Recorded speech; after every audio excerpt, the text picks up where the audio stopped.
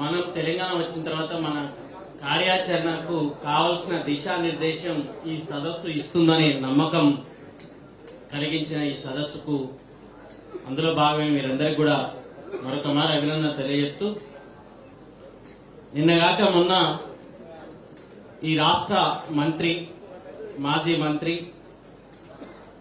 జలఖడ్గం అనే పేరు మీద ఒక ఇంటర్వ్యూ ఇచ్చిండు. ప్రెస్ మీట్ పెట్టి జలఖడ్గం, తెలంగాణపై జలఖడ్గం అంటూ మాట్లాడిండు. జలఖడ్గాన్ని మాట్లాడింది మనందరికీ తెలుసు. అరగోపాల్ సార్ చెప్తుంటాడు, విద్యాసాగర్ రావు గారికి రావాల్సిన మంత్రి పదవిని ఎమ్మెల్యే కాకుండానే మంత్రి పదవిని ఎత్తుకున్నటువంటి వ్యక్తే జలఖడ్గం మీద ప్రెస్ మీట్ పెట్టిన వ్యక్తి.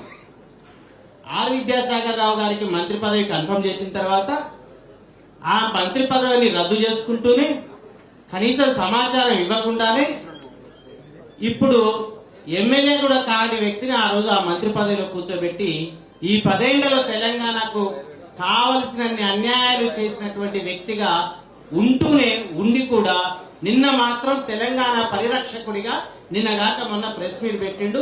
తెలంగాణ మీద జలఖడ్గం అనే పేరు మీద కేంద్ర ప్రభుత్వం తెలంగాణలోని ప్రాజెక్టులన్నీ తన ఆధీనంలో తీసుకుంటుంది, కేఆర్ఎంబి పరిధిలోకి తీసుకుంటుంది.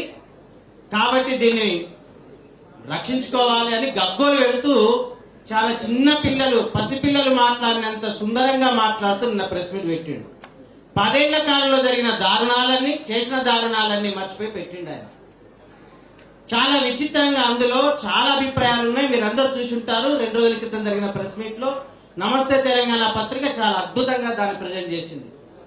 మొత్తం తెలంగాణకు నష్టం జరిగిపోతా ఉన్నది, ఇప్పుడే ఈ ప్రభుత్వం మొత్తం నష్టం చేసేసింది అని. 10 ఏళ్లుగా ఏం జరిగిందో చెప్పకుండానే మనం ఒక్కటి గమనించాలి మిత్రులారా. భారతంలో కర్ణుడు యుద్ధానికి వెళ్తుంటే కర్ణుడి రథాన్ని తోలే శల్యుడు ఎలాంటి పాత్ర పోషించిండో మనందరికీ తెలుసు. కర్ణుడి చావుకు ఎలా కారణమైందో శల్యుడిది తెలుసు.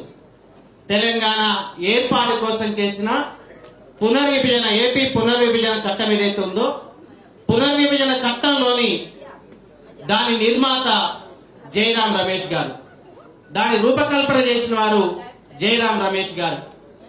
పునర్విభజన చట్టం సర్వం లోపభూయిష్టమే అని మనకు అద్భుతమైన ఒక పుస్తకాన్ని ఇదే వేదిక మీద ఉన్న మాడభూషి శ్రీధర్ సార్ రాసి ఆ రోజే, అది ఆ బిల్లు రాసిన రోజే, బిల్లు చేసిన రోజే దానిలో ఉన్న లోపాలన్నీ బయటపెట్టి అందరికంటే ముందు తెలంగాణ సమాజాన్ని చైతన్యపరిచింది ఇవాళ మన ముందున్న మాడభూషి శ్రీధరాచార్య గారు. ఆయన చాలా విషయాలు అందరూ చెప్పిండు.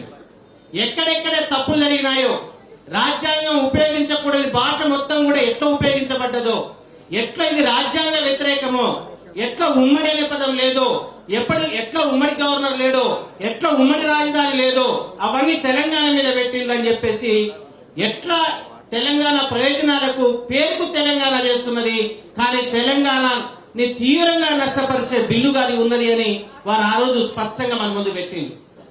అప్పుడు ఏ విధమైనటువంటి మార్పుల్ని కేసీఆర్ గారు కానీ టిఆర్ఎస్ పార్టీ కానీ దాని మీద ఏ విధమైనటువంటి దాన్ని చేయలేదు. మనందరికీ తెలుసు. బిల్లు రూపొందించే క్రమంలో కానీ, అమలుపరిచే క్రమంలో కానీ, లేదా ఆ రోజు ఆమోదించుకున్న క్రమంలో కానీ, కేసీఆర్ గారు ఆమోదించుకునే క్రమంలో కూడా లోపాలు కూడా చెప్పలేదు. ఆ రోజు ఆయన ఆ పార్లమెంట్ సెషన్ కు అటెండ్ అయి ఉంటే తెలంగాణ పునర్విభజన బిల్లులో లోపాలను ఆయన చెప్పగలిగే అవకాశం ఉంటే బాగుండేది. కానీ ఆ రోజు అటెండ్ కాలేదు. ఆ ఓటు కానీ, తెలంగాణ ఏర్పాటుకు సంబంధించిన ఓటు కానీ అంగీకరించలేదు, వేయలేదు. అది మనందరికీ తెలిసినటువంటిది. మరొక కీలకమైనటువంటి అంశం ఏంటి అంటే, ఆ రోజు పునర్విభజన బిల్లు జరుగుతున్న క్రమంలోనే లోక్సభలో సుష్మా స్వరాజ్ గారు ఎంత స్పష్టంగా నేను తెలంగాణ చిన్నమని చెప్పిందో, ఆ తర్వాత అధికారాన్ని చేపట్టడానికి ఉవ్విలూరుతూ వచ్చినటువంటి భారతదేశంలో ప్రధానమంత్రిగా మొట్టమొదట తెలంగాణలోనే ఆయన ప్రచార కమిటీ సారథిగా మొట్టమొదటిగా ఏర్పడిన మీటింగ్ హైదరాబాద్ లో నరేంద్ర మోడీ గారు బీజేపీ ప్రచార సారథి చైర్మన్ గా, ప్రచార కమిటీ చైర్మన్ గా తొలి మీటింగ్ హైదరాబాద్ లో జరిగింది. హైదరాబాద్ లో పెట్టిన మీటింగ్ లో నరేంద్ర మోడీ గారు వ్యవహరించిన తీరు మనందరికీ కళ్ళ ముందు ఇంకా కనిపిస్తూనే ఉంది. ఆయన ఆ రోజు తల్లిని చంపి బిడ్డను బతికించారు అనేటటువంటి కాన్సెప్ట్ ఏదైతే చెప్పినాడో, ఆయన ప్రధానమంత్రి కాకముందే తెలంగాణ పట్ల ఎంత విషయాన్ని కలిగి ఉన్నాడో, మొట్టమొదట ఆయన ప్రధానమంత్రిగా లాంచ్ కావడానికి తొలి సమావేశం హైదరాబాద్ లో జరిగింది. హైదరాబాద్ లో ఆయన చేసిన స్టేట్మెంట్ తల్లిని చంపి బిడ్డలు బతికించిండ్రు అనేటటువంటి స్టేట్మెంట్. ఆ తర్వాత పార్లమెంటులోని పదే పదే మీకు గుర్తు చేసిందే, పార్లమెంటు తలుపులు బంద్ చేసి రాష్ట్రాన్ని ఏర్పాటు చేసుకుని చేసినటువంటి ప్రకటనలు గాని, ఏకంగా హోంమంత్రి అమిత్ షా గారు ఏకంగా తెలంగాణ బిల్లు ఆమోదం జరిగిన రోజును చీకటి రోజు అని ఆయన పేర్కొన్నాడు. అమిత్ షా చీకటి రోజు, తెలంగాణ ఏర్పాటుని ఒక చీకటి రోజు అని ప్రకటించిన వ్యక్తి అమిత్ షా. తెలంగాణను నిలువునిలువ ప్రతిక్షణం ఒక వ్యతిరేక కాంక్షతోటి చూసినటువంటి వ్యక్తి నరేంద్ర మోడీ. ఈ ఇద్దరు కేంద్రంలో అధికారాన్ని చేపట్టగానే జయరాం రమేష్ చేపించిన సవరణలు వాటిని చూసి ఏకంగా అంతకు ముందు వెంటనే రేపు గినక కారిడార్ లో కలిసి ప్రమాణ స్వీకారం చేసిన రెండో రోజే పార్లమెంటు అంటే ఆయన కలిసిన తర్వాత రాజ్నాథ్ సింగ్ కలిసి మరి జయరాం రమేష్ చెప్పిన మాట ఏంటి అంటే, తెలంగాణ అసెంబ్లీ ఏర్పడ్డ మరుక్షణమే, ముఖ్యమంత్రిగా ప్రమాణ స్వీకారం చేసిన మరుక్షణమే ఆ రాష్ట్రం నీకు పోలవరం మండలాలని గాని గ్రామాలని గాని నువ్వు మార్చుకోలేవు, కాబట్టి ప్రమాణ స్వీకారానికి ముందే ఇది జరగాలి అండి. జయరాం రమేష్ నేను అంటున్నది ఏంటి అంటే, కాంగ్రెస్ పాత్ర ఎంత ఉందో బీజేపీ పాత్ర అంతకు 1000 రెట్లుంటే దాన్ని చూసుకుని 10 ఏళ్లలో టిఆర్ఎస్ పాత్ర అంతే ఉంది. ఈ విభజన హామీలు తెలంగాణకి 10 ఏళ్ల కాలంలో జరిగిన అన్యాయాల్లో ఎవరి పాత్ర వాళ్ళు పోషించారు. జయరాం రమేష్ దాని రూపకల్పనలో నిలువెత్త దాని ఎంఆర్ఐ స్కాన్ చేస్తే క్యాన్సర్ ఉంటుంది. ఆ బిల్లు నిర్మాణానికి ఎంఆర్ఐ స్కాన్ చేస్తే క్యాన్సర్ తో సహా అన్ని రోగాలు ఆ బిల్లులోనే కనపడతాయి. తెలంగాణకు సంబంధించి లోపభూయిష్టమైనటువంటి అత్యంత దారుణమైనటువంటి ఏ ఆదివాసీ లేదా అటవీ శాఖ మంత్రిగా ఉండి ఒక విలువైన బిల్లు తెచ్చిందన్నాడో, 2013 భూసేకరణ చట్టం లాంటి రాసిందన్నాడో, ఆ చేతుల మీదుగానే అత్యంత దుర్మార్గమైనటువంటి రీతిలో తెలంగాణ ప్రజలకు అన్యాయమైన రీతిలో అందులో ఆ అంశాలు చేర్చిండ్రు. మీరు ఒక్కసారి గమనించండి, పునర్విభజన చట్టంలో పేరుకు తెలంగాణ ఏర్పాటు ప్రయోజనాలన్నీ సౌకర్యాలన్నీ ఆంధ్రప్రదేశ్ కు దత్తత చేస్తూ ఆ చట్టం చేయబడ్డది. ఏ రోజన్నా ప్రశ్నించినారా వీళ్ళు ఈ 10 ఏళ్ల కాలంలో? మీరు 13వ షెడ్యూల్లో ప్రతిదీ ఇచ్చిన 11 సంస్థలు పూర్తిగా ఆంధ్రాకే, 2 సంస్థలు తెలంగాణకు. అందులో ట్రైబల్ యూనివర్సిటీ ఒకటి, హార్టికల్చర్ యూనివర్సిటీ ఒకటి. మొత్తం బిల్లులో మొత్తం 13లో 11 అంశాలు ఒక ఆంధ్రాకు బెనిఫిట్ కలిగించే. మీరు చూడండి, అన్ని సంస్థలు 2014 నుంచి మొదలుకుంటే అన్ని సంస్థలు పనిచేస్తున్నాయి. 11 ప్రామిసులకు 11 ప్రామిస్ ఈ 10 ఏళ్ల కాలంలో ఆంధ్రాకు కేంద్ర ప్రభుత్వం సంపూర్ణంగా ప్రయోజనాన్ని చేకూర్చింది. అవి అమల్లోకి వచ్చినాయి. మనం ట్రైబల్ యూనివర్సిటీని ఎప్పటి నుంచి అడిగినాం? 2023 డిసెంబర్ 15 వరకు కూడా ట్రైబల్ యూనివర్సిటీకి కేంద్ర ప్రభుత్వం ఆమోదం తెలపలేదు, భూమిని తెలంగాణ ప్రభుత్వం ఇవ్వలేదు. సమగ్ర సారక ట్రైబల్ యూనివర్సిటీ ఏమైంది? బిల్లు తయారు చేసేటప్పుడు ఇంటర్నేషనల్ ఇండియన్ డిజైనింగ్ కాలేజ్ అని చెప్పేసి ఇన్స్టిట్యూట్ అని ఒకటి హైదరాబాద్ లో కన్ఫర్మ్ అయింది. రేపు ఎల్లుండాడ శంకుస్థాపన జరగాలి, బిల్లు రూపొందం జరుగుతుంది. జయరాం రమేష్ పిలిచి ఇది మాత్రం విజయవాడలో విశాఖపట్నంలో పెట్టాలని చెప్తే అది అటు షిఫ్ట్ చేసింది. మీరు బిల్లులోని ప్రతి అంశం చూస్తే 1 కాదు 2 కాదు, మనకు ఆలోచన ఏంటి అంటే త్యాగాలు చేస్తున్నాం, చనిపోతున్న క్రమంలో తెలంగాణ వస్తే చాలనుకున్నాం. కానీ బిల్లులో ఇన్ని లోపాలు ఉన్నాయి, ఇంత జరుగుతుంది అనేటటువంటి విషయాన్ని మనం చెప్పిండ్రు. కానీ మన దృష్టి, సమాజం దృష్టి అటువైపు లేదు. తెలంగాణ వస్తే చాలనుకున్నాం. ఈ పరిస్థితుల్లోనే ఏకంగా ఆయన 2 మాటలు చెప్తుంటాడు. జయరాం రమేష్ 2 మాటలు చెప్తుంటాడు. ఆయన రాసిన పుస్తకాల్లో స్పష్టంగా కనిపిస్తుంది. ఆయన రాసిన దాంట్లోనే ఏమన్నాడు? టిఆర్ఎస్ ఇచ్చినటువంటి ఒక నినాదం, ఉద్యోగ సంఘాలు ఇచ్చినటువంటి ఒక నినాదం ఈ చట్టంలో అనేక రక్షణలు తీసుకురావడానికి కారణమైందన్నారు. తెలంగాణ వాళ్ళ జాగో, ఆంధ్ర వాళ్ళ బాగా నినాదం వల్ల ఇది పెద్ద ప్రభావం పడ్డది. నినాదం వల్ల అందుకనే ఏకంగా సీమాంధ్రకు హైదరాబాద్ లో లేదా వాళ్లకు ప్రత్యేక రక్షణలు కల్పించడానికి ఈ ప్రయత్నం చేసిన అని చెప్పినాడు ఆయన. ఏంటి ఆ ప్రయత్నాలు ఏమో మీకు తెలుసు. తెలంగాణలో ప్రభుత్వం ఎట్లుండాలో రాజ్యాంగం ఉంది, రాజ్యాంగానికి లోబడి ప్రభుత్వాలు ఉంటాయి. ప్రపంచంలో అత్యున్నతమైన ఒక మానవీయ రాజ్యాంగం భారతదేశంలో ఉంది. దీన్ని ఇక్కడ ప్రభుత్వం ఖచ్చితంగా పాటిస్తుంది అనేది మనందరికీ తెలుసు. కానీ రాజ్యాంగానికి అతీతంగా 28 రాష్ట్రాలకు లేనటువంటి ఓ పర్టికులర్ పాలసీని తెలంగాణకి ఎందుకు అప్పచెప్పారో ఇంతవరకు అర్థం కాదు. ప్రత్యేకంగా హైదరాబాద్ లో రక్షణ అధికారాలు గవర్నర్కి ఎందుకు పెట్టిరో అలా అర్థం కాల. అంటే తెలంగాణ ప్రజలు ఒక రాక్షస స్వభావం కలిగిన వ్యక్తులుగా అది చిత్రించిందా, లేదా ఏం జరిగింది ఆ పార్లమెంటులో, ఆ చట్టం ఏం చెప్పింది, లేదా అందులో జరిగినటువంటి అంశాల్లో నీకు నిజంగానే తెలంగాణకి ప్రయోజనాలు కలిగించాలనుకుంటే, తెలంగాణ ఉద్యమమే నీళ్లు అనుకుంటే దాన్ని సవరించాల్సినటువంటి బాధ్యత ఈ 10 ఏళ్ల కాలంలో జరగాల్సి ఉండాలి కదా. కానీ మీరు గమనించండి, నీళ్ళ కోసం జరిగితే మొత్తం తెలంగాణ బిల్లులో పెట్టినటువంటి, అంటే ఆంధ్రప్రదేశ్ బిల్లులో పెట్టినటువంటి 6 ప్రాజెక్టుల్లో, ఆన్గోయింగ్ ప్రాజెక్టులు 6 ఏకంగా 4 ప్రాజెక్టులు, రాయలసీమను ఉద్దేశించినటువంటి 4 ప్రాజెక్టులు, తెలుగు గంగ, నగరి, హంద్రినీవా, వెలుగొండ 4 ప్రాజెక్టులను ఏకంగా వాటికి నీళ్లను కేటాయిస్తూ, ఈ కేటాయింపులు దీన్ని దేనికుందో దీంట్లో మార్పు చేయడానికి వీల్లేదు. తెలంగాణ ఈ 2 పేరు రాసిర్రు, అది కల్వకుర్తి, 2 నెట్టెంపాడు. ఈ 2 మినహాయిస్తే ఏ ప్రాజెక్టులకు తెలియదు, ఏ ప్రాజెక్టులకు నీళ్ళు లేవు. అంటే 4 ప్రాజెక్టులు, ఈ 4 ప్రాజెక్టులలో ఇయ్యాలకే నిన్న హరీష్ రావు గారు మాట్లాడుతూ తానేదో పెద్ద ఉద్యమం చేసిండని చెప్పి తెలుగు ఏదైతే పోతరెడ్డిపాడు నుంచి 34 టీఎంసీలు తీసుకుపోవాలని చెప్తున్న కథలు పడుతున్నాడు కదా. మీరు గమనించండి, బిఫోర్ లాస్ట్ ఇయర్ కృష్ణా నది నుంచి నీళ్ళని 670 టీఎంసీల నీళ్ళని సీమాంధ్ర తీసుకుపోయింది. 670 టీఎంసీలు. 299 టీఎంసీల్లో కేసీఆర్ గవర్నమెంట్ 240 టీఎంసీలను ఏ రోజు ఉపయోగించుకోలేదు.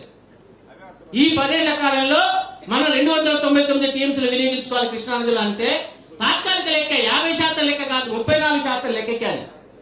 కానీ ఏ రోజు కూడా 240 టీఎంసీలను మించి కృష్ణా నది నుంచి తెలంగాణ డ్రా చేయలేదు. కానీ 270 టీఎంసీల నీళ్ళని కృష్ణా నది నుంచి డ్రా చేసింది సీమాంధ్ర ప్రభుత్వం. ఎన్ని రిజర్వాయర్లు కట్టుకున్నది, ఎంత బ్రహ్మంగారి మట్టం దాకా ఎన్ని రిజర్వాయర్లు, 600 టీఎంసీల నీళ్లను నిల్వ చేసుకునే రిజర్వాయర్లు కట్టుకున్నది. 600 టీఎంసీల పైగా ఎన్ని రిజర్వాయర్లు కట్టుకున్నది. ఈ 10 ఏళ్లలో కేంద్రం ఆపిందా ఆంధ్రప్రదేశ్ ప్రభుత్వ చర్యలను, తెలంగాణ ప్రభుత్వం ఆపిందా ఈ 10 ఏళ్లలో? నిన్న హరీష్ గారు 34 టీఎంసీలే కదా పోవాల్సింది, పోతరెడ్డిపాడు నుంచి 34 టీఎంసీ లేకపోవాల్సింది. ఇందుకోసం చాలా చేసిందట, చాలా అని చెప్తున్నాడు ఆయన. కానీ మీరు గమనించండి, ఏ రోజు అనేది ఆపిందా? ఏ రోజు ఆపలేదు. అన్ని టీఎంసీల నీళ్ళు పోతుంటే మాట్లాడిన దాఖలాలు లేవు, అడ్డుకున్న దాఖలాలు లేవు. ఏకంగా బిఆర్ఎస్ పార్టీగా మారిన తర్వాత మీకు తెలుసు 7 మండలాలతో పాటు సీలేరు కూడా పోయిందని. భద్రాచలం ఇచ్చినట్టు ఇచ్చి 7 మండలాలతో పాటు ముంపు ప్రాంతం, జనరల్ గా తెలంగాణ ఇస్తూ ఏదైనా మనం కోరిక కోరుకుంటే దేవుని దగ్గర బలిపెడుతున్నట్టు పోలవరం ప్రజలు బలిపెట్టి తెలంగాణ తెచ్చుకున్నాం. 3 లక్షల మంది ప్రజలు బలిపెట్టి తెలంగాణ తెచ్చుకున్నాం. మన ఈ త్యాగ ఇవాళ మనం నడుపుకుంటున్న ఈ వ్యవహారాల కనుక 3 లక్షల మంది ఆదివాసీల త్యాగం ఉంది పోలవరం పేరు మీద. పోలవరం 7 మండలాలు పోయే క్రమంలో ఒకటే రోజు బహిరంగ సభ పెట్టి కేసీఆర్ కూర్చున్నాడు. ఒకటే రోజు, ఏ ఒక్క రోజు కూడా పోలవరం 7 మండలాలు వెనక్కి తీసుకురావాలని చెప్పలేదు. సీరియల్ పోతుంటే సప్పుడు చెప్పిన కూర్చుని ఆయన సీరియల్ కోసం మాట్లాడినని చెప్తున్నాడు. మీరు తీయండి, వాళ్ళ డాక్యుమెంట్లో ఉంటాయి కదా, వాళ్ళ రికార్డులో ఉంటాయి కదా. ఏ రోజైనా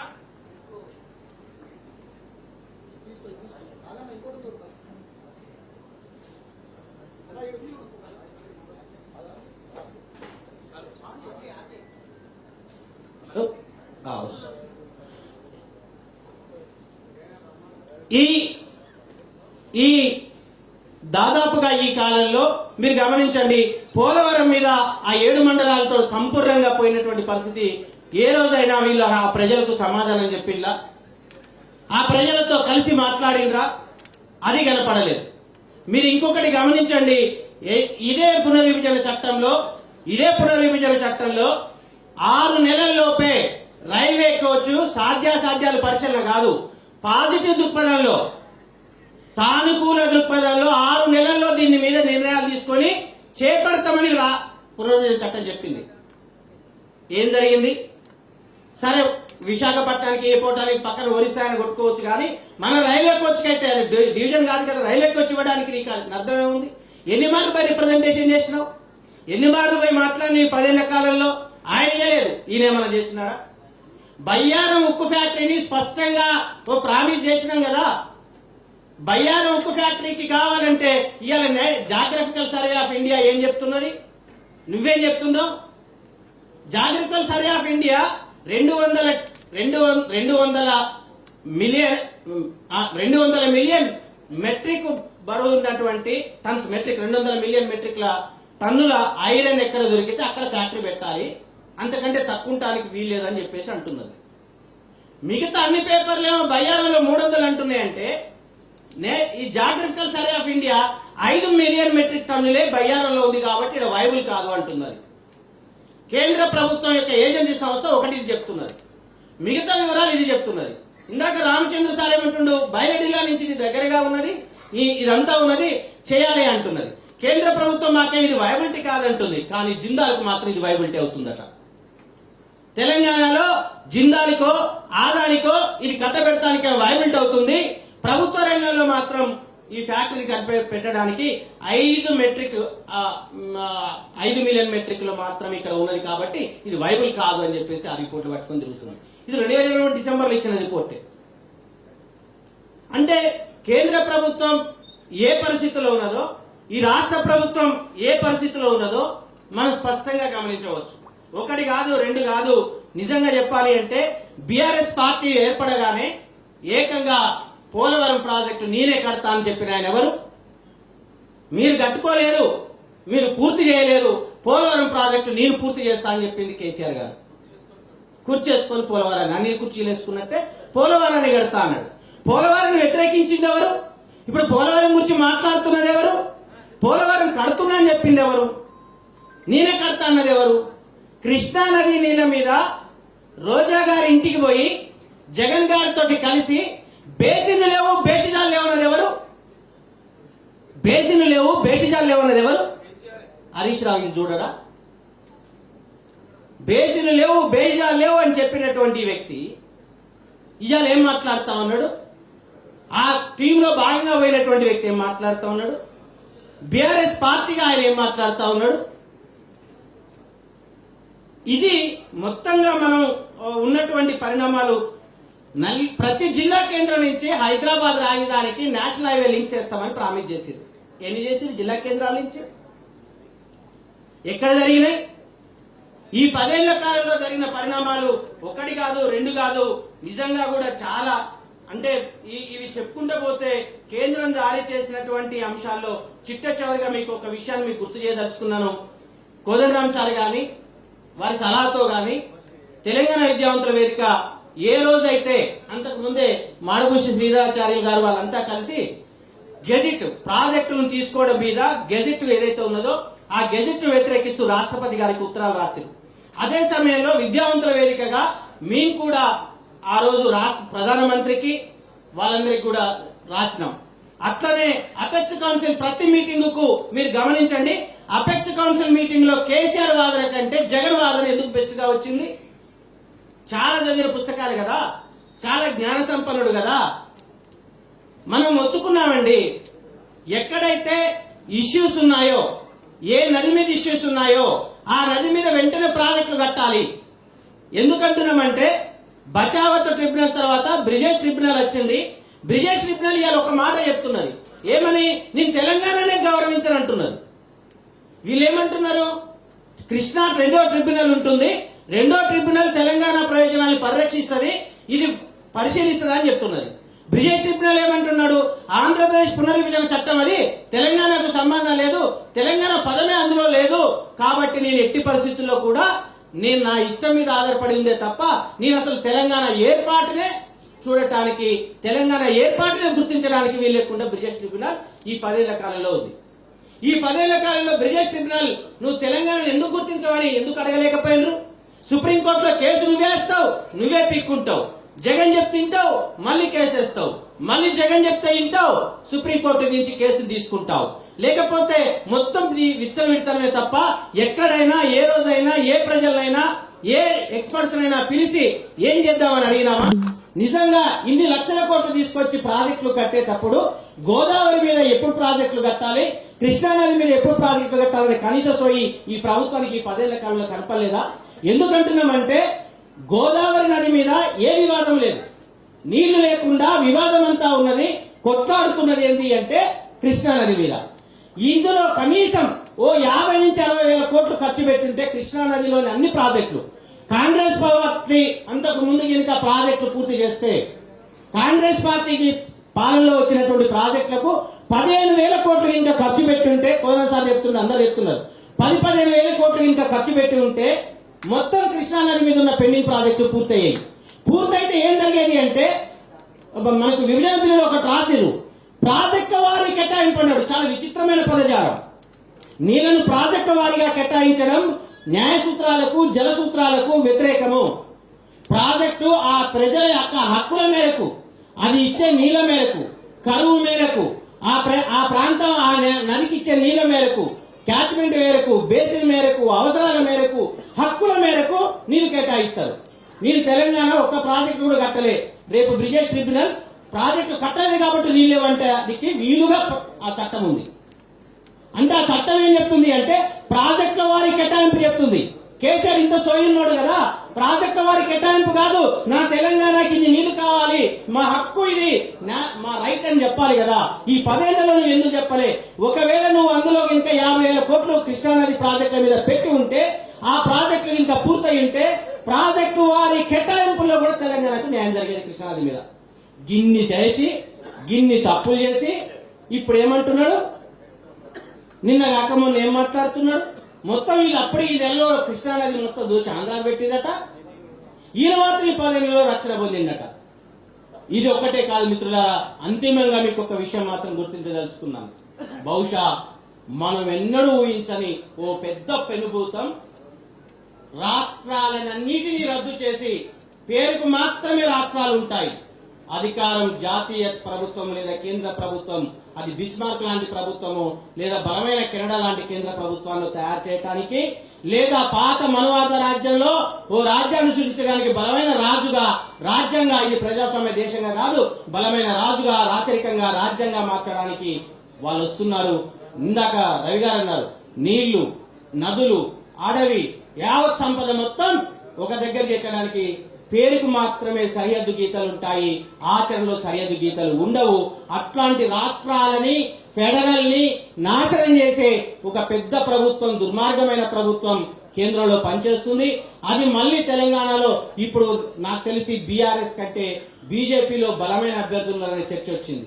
రేపు పార్లమెంట్ ఎన్నికల్లో బహుశా 3వ స్థానానికే పడిపోతుందో, చాలా నియోజకవర్గాల్లో 1-2 సీట్లు కూడా రాకుండా బీఆర్ఎస్ పడిపోతుందో తెలియదు. కానీ ఈ పడిపోవడానికి ఇవాళ పరిస్థితి ఏంటి అంటే, ఇంత పెద్ద శత్రువు, ప్రజా వ్యతిరేక నియంత, మనువాద నాయకులు తెలంగాణలో అడుగు పెట్టడానికి కేసీఆర్ తెలంగాణ నేలను సారవంతం చేసి పెట్టాడు.